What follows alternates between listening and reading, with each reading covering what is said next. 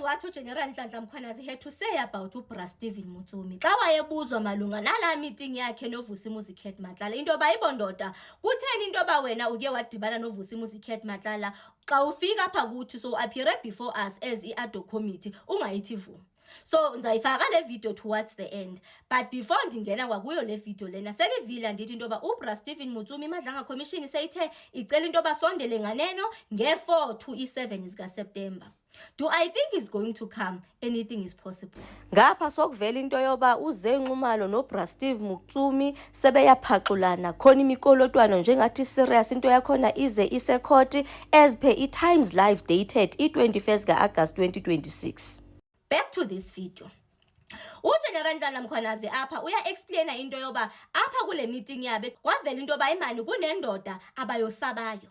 Isizathu soba bosabe le ndoda it is because yona ndoda kubonakala ingathi seyicontrola yonke into, utake over apha kuma big 5, ucontrola yonke into, wena business, ama politician, i-government officials nalapha eziyobisini hayi ngumpethe nguye umaqhuzilele bareporta kuye ngendlela abamdescribe ngayo bona apha kuGeneral Nhlanhla Mkhwanazi kwaze kwavela negama engathi yi-god of criminality.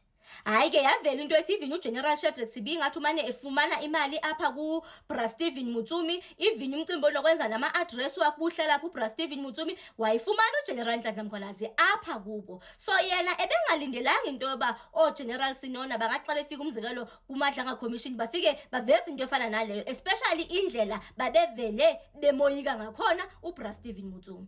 So ke ngoku ithi lento ngendlela ngibona ngayo according to uGeneral Nhlanhla inoba ke nguye umuntu noba otake over kuTata uMsibi. uTata uMsibi ke ngulo ifoni yakhe ibisiculela uChakalaka kavele uhamba nje wayelanda ifoni yakhe wavusa uTata uMsibi ezilelele abantu umuntu omdala emangcwabeni. Injalo into le video bafethu ndithi ndizayifaka apha ekugqibeleni. Do I really believe into yoba ukumashaka? Yes, I believe in yoba uTata Steve Mutsomi lona ngenzeka into yoba ukumashaka ndithi sithe sidiniwe zezifishe ezincinci nomchobichobi sesifuna amashaka ngoko. Yes, it's possible. But I'd still like to believe into yoba he is not the shark. Okanye mandithi zikhona ezinye shark ezi-dangerous than yena, okanye zikhona ezinye fish ezi-more venomous and more dangerous than yena. Nindibona nje xa ndithetha ngaye ndingayifaki ipicture yakhe, it is because even ezi pictures ezimane zisirculatewa ndibona abanye abantu bezifaka, that is not uBra Steve Mutsomi.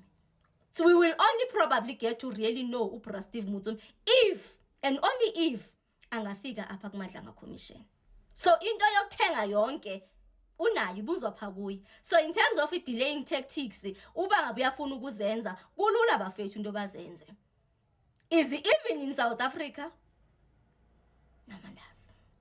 Their explanation about Steve Mutsomi was that he's the one who has taken over from the Big Five. That's what they were telling me. And they say this man controls just about everything, from government officials to business, tenders, drugs, you name it. That's why they're that afraid that Sibiya collects money from him. That's why they gave me the address of where Mutsomi lives and where is the house where he meets up with Sibiya. So it is them that gave me all this information. So when they describe this person as a god of criminality in the country that they are afraid of, I was not going to go and expose that. But because they introduced that meeting, I warned Sinona. If Nona was really concerned, as he was when he appeared before Madlanga, he would have reached out to me and said, Matlala has caused a problem.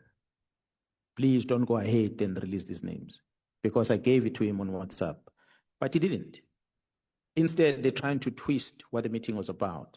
That's when I concluded that, well, it might as well come out public. I did not know. I still don't know the face of Steve Mutsomi, but they told me who is Steve Mutsomi. Can we take it that there are investigations that are underway on? Definitely. Okay. Definitely, because subsequent to that meeting, I had to pass it to Jarukumal and them and say, Kat Matlala tells me that, Kat and Snon are telling me that there's a gentleman called Steve Mutsomi that lives at Waterfall Estate, and he's got a property here in Sentin, and this is what he does. Okay. So they are then investigating as a result.